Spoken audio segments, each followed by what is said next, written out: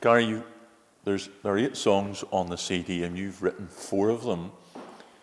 And one of the songs is No Eye Has Seen. Can you tell us some of the story behind that song?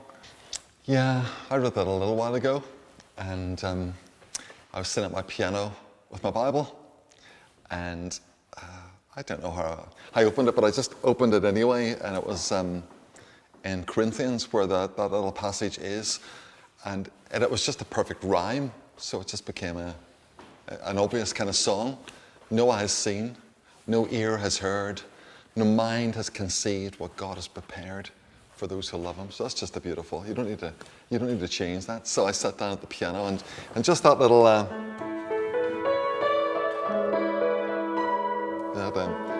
No eye has seen, no ear has heard, no mind has conceived what God has prepared for those who, and so on. So it was just so it just came into my head. And then you work on it then from there. Yeah, 1 Corinthians chapter 2, verse 9. You're brilliant at that, Adrian. How do you do that? I looked it up before it came. Oh, that's good. Yeah, and it's a quotation from the Old Testament as well. But it's just that, again, it's about hope, isn't it?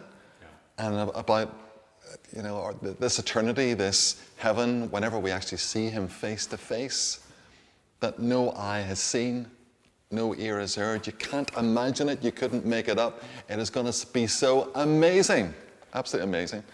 And I love the song. I love the melody. And I just love the message of the song too. It's just a beautiful message. And it's the one thing that joins us all together, isn't it? Because all of us are going to die. Yeah. It doesn't matter from illness, old age, accident.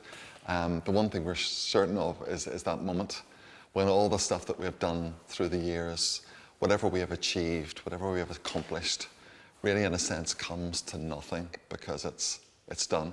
And then what? And that is the great message of Jesus, that this is only the start of something better for those who love Him, because that's what the song says, for those who love Him. And we love Him because He first loved us. And that's just the gospel story, as you say, Adrian.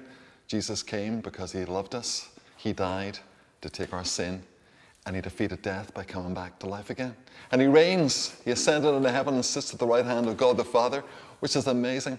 In church, I keep reminding people of that God is sovereign.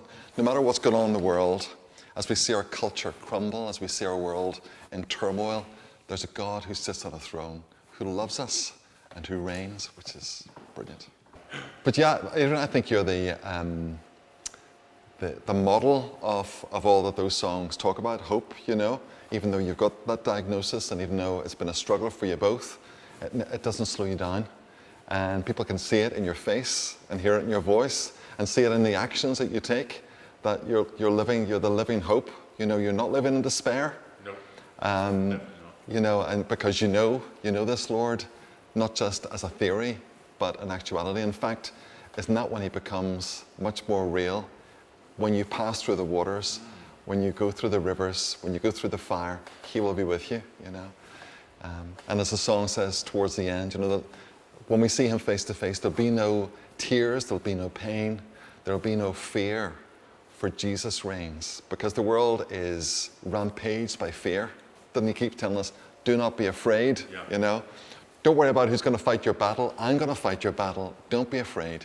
Just trust me. I love the way Jesus said to the disciples just before He died, trust me, And I think that's what we have to do. But someday when we see Him face to face, then it'll go, wow, the reality will be here. That's wonderful.